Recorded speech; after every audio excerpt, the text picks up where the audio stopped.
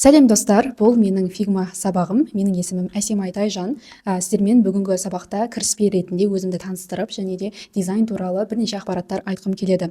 Бұл видеода қалай айтсам болады, ұзақ олай көп сөйлемеймін, нақты айтамын. Менің есімім Әсемай, менің жасым 22-де, және мен осы Сарыағаштың тумасымын. Сіздерге түсінікті болу үшін маркетинг саласында 4 жылдан бері жұмыс істеп келемін, және де осы жолы мен сіздерге Figma сабағын тегін үйретемін деп шештім. Сонымен осы дизайнға мен ровно осыдан 1 жыл алдын келген болатынмын, дизайнды үйреніп деген сияқты. Және дизайнды үйренудің арқасында мен жалпы маркетингтегі қандай проблемалар шешу керек, визуалды түрде қандай нәрселер кедергі болып тұрады деген нәрсені ұзақ зерттеп, әлі де зерттеу үстіндемін. Бұл видеоны көріп жатқан кісілер, ол декреттегі кейбір аналар, қыздар көруі мүмкін, және де сіздерге қазірден бірінші сабақтан бастап айтамын, бұл Figma сабағы деген Figma'ны үйретіп, все, өзім дизайнермін, қалай айтсам болады, мен күшті білемін, немесе все, ақша тауып кетемін деген нәрсені білдірмейді. Бұл ақша табу бойынша маған өте қатты қиын да болған жоқ. Өйткені мен бұрыннан да жалпы Canva-дан жұмыс істеп, былай да жұмыс істеп, өзімнің визуальный қабілетімді арттырған болатынмын деген сияқты. Және дизайн маған сондай жеңіл болды. Және де осыдан бөлек мен жалпы мобилография, маркетинг салаларында және SMM саласында білемін. Былайша айтқанда толықтай маркетинг саласында. Және осы сабақта мен сіздерге дизайнның мысалы қандайлары жақсы, қалай біз күшті шабыт ала аламыз, қалай идея таба аламыз, адамдармен қалай сөйлесеміз деген нәрселерді айтқым келеді. Бүгінгі кіріспе сабағында жалпы сіздерден сұрайтыным ол ең әуелі ноутбуктың болуы.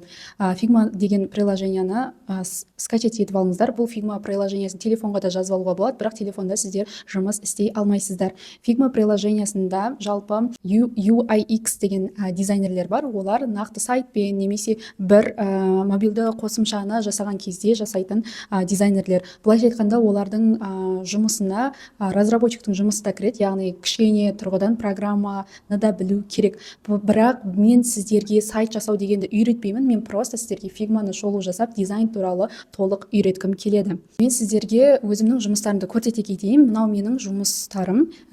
Жалпы дизайнерлер Behance деген приложенияға өзінің портфолиоларын сала алады, және осы портфолиоларын адамдарға жібереді. То есть адам дизайнермін, менің портфолиям деген кезде сіздер ең әуелі өзіңізге портфолияңызды жасап, Figma'да оны PDF қылып шығарып, одан кейін барып сіздер Behance'ға кіріп, өзіңіз жайлы ақпарат сала аласыздар. Бұл Behance приложениясында разработчиктар, UX дизайнерлер, иллюстраторлар отырады. Неше түрлі осы былайша айтқанда упаковкаға кімдер жауап береді, солардың барлығы осы Behance деген приложениеде отырады.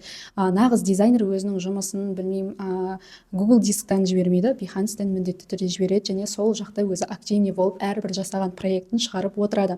Осы уақытқа шейін мен қандай проекттер жасадым? Негізі Қазақстанда көп курстар бар. Өзім де сондай бір курстардан өттім, бірақ өзімнің білім алуға ұмтылысымды жоққа шығара алмаймын. Дегенменде көп курстар маркетингті өте қатты қосқан, бірақ ол жақта көп нәрселер жоқ. Мысалы, өзін керемет қайтсам болады обучение жасап, сонша қыруар табатын дизайнерлердің өзінің жеке жұмыстарын қарау керек. Егер де сіз ары қарай дизайнды жақсылап оқып, иллюстраторды қосам десеңіздер, сіздерге осы кеңесті айтқым келеді. Яғни дизайнер деген ол қандай адам?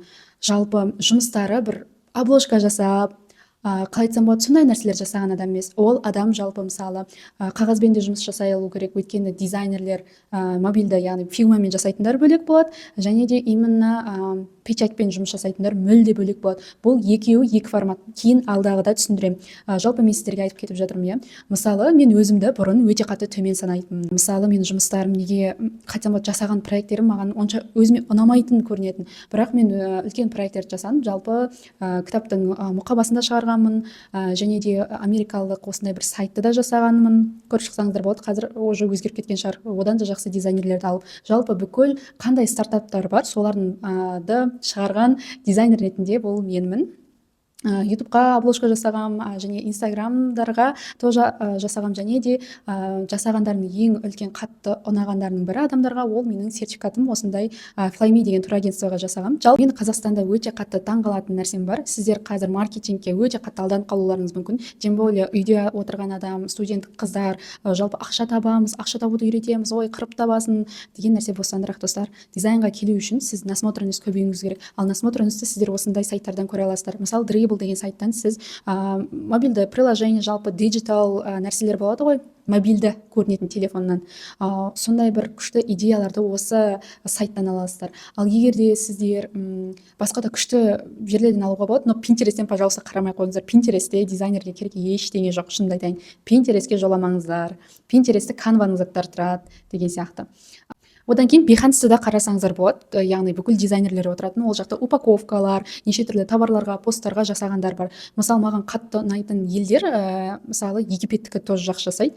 Дубайдың тоже, Дубайға жасап беретін дизайнерлер вообще күшті жасайды. Маған осы Дубай, Катар деген мемлекеттің жалпы дизайнерлері қатты ұнайды. Одан кейін алдағы уақытта сабақтардан негізі Figma-ны сіздер бір көріп алсаңыздар, туториалмен ары қарай алып кете аласыздар. Бірақ кейбір нюанстары бар. Бұл приложениеда қалай айтсам болады, иллюстрация сияқты жұмыстары іс жасау қиын болады. Сіздерге бәрібір Adobe-ті үйренуге тура келеді. Және де мысалы бір нәрсені қию үшін де деген сияқты. Вот сондай. Бірақ мен сіздерге керемет Figma-ны қалай айтсам болады 100% түсіндірмеймін, тек қана базовый нәрселерді ғана түсіндіретін боламын. Егер де сіздер дизайнерді ары қарай оқитын болсаңыздар, сіздерден өтініш, дизайнерді қандай адам оқытады және оның жұмыстары қандай, мықты жұмыстарды қалай, қандай күшті проекттер бар, соған қараңыздар. Өтірік обложка жасап, ой, мен дизайнермін деп ақшаны просто алып алатындар бар. Ал сіз одан керемет дизайнды мүлде үйренбейсіз, просто обложка жасап жүре бересіз. Мен мысалы жаңағы мұқабалар, бүкіл нәрсені сайттарды жасадым, тоже үлкен проекттерді жасадым. Енді ол нәрселерді мен Инстаграмға, ТикТокқа шығып айғайлап айтпаймын, және де оны қатты да керек етпеймін. То есть бұл дизайнерлік сала, бұл менің жай ғана маркетинг керегінің үлкен көзқарасымның бірі.